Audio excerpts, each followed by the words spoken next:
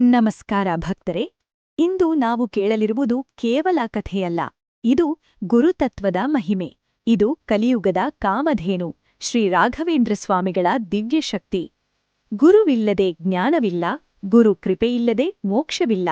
ಈ ಜಗತ್ತಿನಲ್ಲಿ ದೇವರನ್ನು ಕಾಣುವುದು ಕಷ್ಟವಾಗಬಹುದು, ಆದರೆ ಗುರುರೂಪದಲ್ಲಿ ದೇವರು ನಮ್ಮ ಮುಂದೆ ನಿಂತಿರುತ್ತಾರೆ. ಗುರುತತ್ವ ಎಂದರೇನು?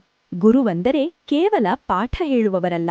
ಗುರುವಂದರೆ ಅಜ್ಞಾನವನ್ನು ದೂರ ಮಾಡುವ ಬೆಳಕು, ಜೀವನದ ದಾರಿಯನ್ನು ತೋರಿಸುವ ದೀಪ, ಆತ್ಮಕ್ಕೆ ಶಕ್ತಿ ನೀಡುವ ದಿವ್ಯ ಚೈತನ್ಯ. ಶಾಸ್ತ್ರಗಳಲ್ಲಿ ಹೇಳುತ್ತಾರೆ, ಗುರು ಬ್ರಹ್ಮ, ಗುರು ವಿಷ್ಣು, ಗುರುದೇವೋ ಮಹೇಶ್ವರಃ. ಅಂದರೆ ಗುರು ಸೃಷ್ಟಿಕರ್ತ, ಸ್ಥಿತಿಕರ್ತ, ಲಯಕರ್ತ. ಗುರುವಿಲ್ಲದೆ ಧರ್ಮ, ಭಕ್ತಿ, ಜ್ಞಾನ ಯಾವುದೂ ಪೂರ್ಣವಾಗದು. ಕಲಿಯುಗದಲ್ಲಿ ಮಾನವನಿಗೆ ಬೇಕಾದದ್ದು ಸರಿಯಾದ ಮಾರ್ಗ, ಸರಿಯಾದ ದರ್ಶನ, ಸರಿಯಾದ ಗುರು. ಅಂತಹ ದಿವ್ಯಗುರುಗಳಲ್ಲಿ ಶ್ರೀ ರಾಘವೇಂದ್ರ ಸ್ವಾಮಿಗಳು ಅಗ್ರಗಣ್ಯರು. ಶ್ರೀ ರಾಘವೇಂದ್ರ ಸ್ವಾಮಿಗಳ ಜನ್ಮಕಥೆ. ಶ್ರೀ ರಾಘವೇಂದ್ರ ಸ್ವಾಮಿಗಳು ಜನಿಸಿದ ಕಾಲದಲ್ಲಿ ಭಾರತದಲ್ಲಿ ಧರ್ಮ ಮತ್ತು ವೇದಪಾಠಗಳ ಮಹತ್ವ ತುಂಬಾ ಹೆಚ್ಚು ಇತ್ತು. ಅವರು ಜನಿಸಿದ್ದು 1595ರಲ್ಲಿ ತಮಿಳುನಾಡಿನ ಭುವನಗಿರಿ ಎಂಬ ಪವಿತ್ರ ಸ್ಥಳದಲ್ಲಿ. ಅವರ ತಂದೆಯ ಹೆಸರು ತಿಮ್ಮಣ್ಣಾಚಾರ್ಯರು, ತಾಯಿ ಗೋಪಿಕಾಂಬ. ಇವರಿಬ್ಬರು ಅಪಾರ ವಿಷ್ಣು ಭಕ್ತರು, ವೇದಶಾಸ್ತ್ರಗಳಲ್ಲಿ ನಿಪುಣರಾದ ಸಾತ್ವಿಕ ದಂಪತಿ. ಅವರಿಗೆ ಜನಿಸಿದ ಮಗುವಿಗೆ ವೆಂಕಟನಾಥ ಎಂದು ನಾಮಕರಣ ಮಾಡಲಾಯಿತು. ಬಾಲ್ಯದಲ್ಲೇ ಕಾಣಿಸಿದ ದೈವಿಕ ಲಕ್ಷಣಗಳು. ವೆಂಕಟನಾಥ ಬಾಲ್ಯದಲ್ಲೇ ಸಾಮಾನ್ಯ ಮಕ್ಕಳಂತಿರಲಿಲ್ಲ. ಅವರು ಅತ್ಯಂತ ಶಾಂತ ಸ್ವಭಾವದವರು, ಹೆಚ್ಚು ಮಾತನಾಡದೆ ಧ್ಯಾನದಲ್ಲಿ ತಲ್ಲೀನರಾಗುವವರು, ದೇವರ ನಾಮಸ್ಮರಣೆಯಲ್ಲಿ ಆಸಕ್ತರಾಗಿರುವವರು. ಅವರ ಮಾತು, ನಡವಳಿಕೆ, ದೃಷ್ಟಿ ಎಲ್ಲದಲ್ಲೂ ಒಂದು ದೈವಿಕ ತೇಜಸ್ಸು ಕಾಣಿಸುತ್ತಿತ್ತು. ತಂದೆ ತಿಮ್ಮಣ್ಣಾಚಾರ್ಯರು ಬಾಲ್ಯದಲ್ಲೇ ಮಗನಿಗೆ ವೇದ, ಉಪನಿಷತ್ತುಗಳು, ಪುರಾಣಗಳ ಪಾಠ ಆರಂಭಿಸಿದರು. ವೆಂಕಟನಾಥರ ಬುದ್ಧಿಶಕ್ತಿ ಅಸಾಧಾರಣವಾಗಿತ್ತು. ಒಮ್ಮೆ ಕೇಳಿದ ಪಾಠವನ್ನು ಮರೆಯದೆ ಮತ್ತೆ ಹೇಳುವ ಸಾಮರ್ಥ್ಯ ಅವರಿಗಿತ್ತು. ಪಾಂಡಿತ್ಯ ಮತ್ತು ಭಕ್ತಿ. ಯೌವನಕ್ಕೆ ಬಂದಾಗ ವೆಂಕಟನಾಥರು ವ್ಯಾಕರಣ, ತರ್ಕ, ಮೀಮಾಂಸೆ, ವೇದಾಂತ ಎಲ್ಲಾ ವಿಷಯಗಳಲ್ಲೂ ಪಾಂಡಿತ್ಯ ಗಳಿಸಿದರು. ಆದರೆ ಅವರ ಜ್ಞಾನ ಅಹಂಕಾರಕ್ಕೆ ಕಾರಣವಾಗಲಿಲ್ಲ. ಅವರ ಹೃದಯ ತುಂಬಿದ್ದು ಶ್ರೀಹರಿಭಕ್ತಿ ಮತ್ತು ವಿನಯ. ಅವರು ಸದಾ ಹೇಳುತ್ತಿದ್ದರು, ಜ್ಞಾನ ದೇವರ ಸೇವೆಗೆ ಉಪಯೋಗವಾದರೆ ಮಾತ್ರ ಅದು ಶ್ರೇಷ್ಠ. ಗುರು ಕೃಪೆಯಿಂದ ಸನ್ಯಾಸ. ವೆಂಕಟನಾಥರು ಶ್ರೀಮಠದ ಮಹಾನ್ ಗುರು ಶ್ರೀ ಸುಧೀಂದ್ರ ತೀರ್ಥರ ಶಿಷ್ಯನಾದರು.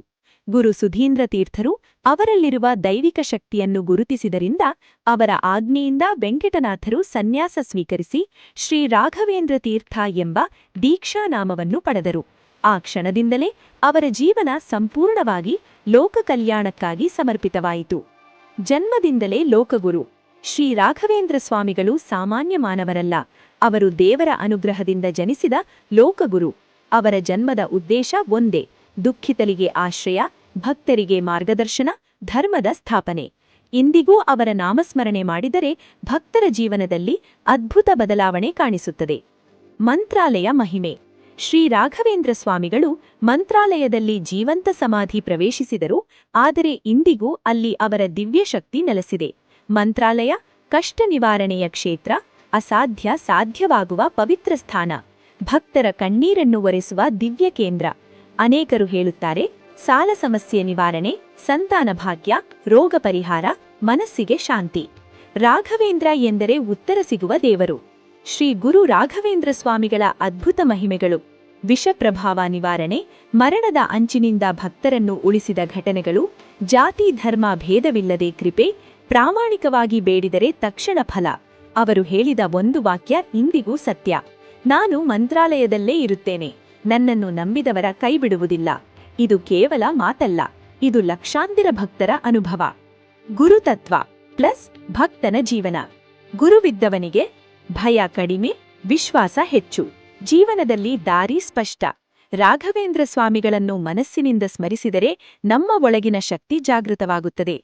ಕಷ್ಟದ ಸಮಯದಲ್ಲಿ ಗುರುಸ್ಮರಣೆ ಅತಿ ದೊಡ್ಡ ಪರಿಹಾರ. ಸಮಾಪನ ಮತ್ತು ಪ್ರಾರ್ಥನೆ. ಇಂದು ನಾವು ತಿಳಿದುಕೊಂಡದ್ದು, ಗುರುವಿಲ್ಲದೆ ಜೀವನ ಅಂಧಕಾರ, ಗುರು ಕೃಪೆಯಿಂದಲೇ ಬೆಳಕು. ನಿಮ್ಮ ಜೀವನದಲ್ಲಿ ಯಾವ ಸಮಸ್ಯೆಯೇ ಇದ್ದರೂ ಒಮ್ಮೆ ಮನಸ್ಸಿನಿಂದ ಹೇಳಿ ನೋಡಿ, ಓಂ ಶ್ರೀ ಗುರು ರಾಘವೇಂದ್ರಾಯ ನಮಃ. ಶ್ರೀ ಗುರು ರಾಘವೇಂದ್ರ ಸ್ವಾಮಿಗಳ ಕೃಪೆ ನಿಮ್ಮ ಜೀವನಕ್ಕೆ ಶಾಂತಿ, ಆರೋಗ್ಯ, ಸಮೃದ್ಧಿ ನೀಡಲಿ. ಇಂದಿನ ಈ ವಿಡಿಯೋ ನಿಮಗೆ ಇಷ್ಟವಾದಲ್ಲಿ ನಿಮ್ಮ ಅಭಿಪ್ರಾಯಗಳನ್ನು ಕಮೆಂಟ್ನ ಮೂಲಕ ತಿಳಿಸಿ, ಲೈಕ್ ಮಾಡಿ ಮತ್ತು ನಿಮ್ಮ ಸ್ನೇಹಿತರಿಗೂ ಶೇರ್ ಮಾಡಿ. ನಮ್ಮ ಚಾನೆಲ್ಗೆ ಇನ್ನೂ ಸಬ್ಸ್ಕ್ರೈಬ್ ಆಗಿಲ್ಲ ಅಂದ್ರೆ ದಯವಿಟ್ಟು ಸಬ್ಸ್ಕ್ರೈಬ್ ಆಗಿ.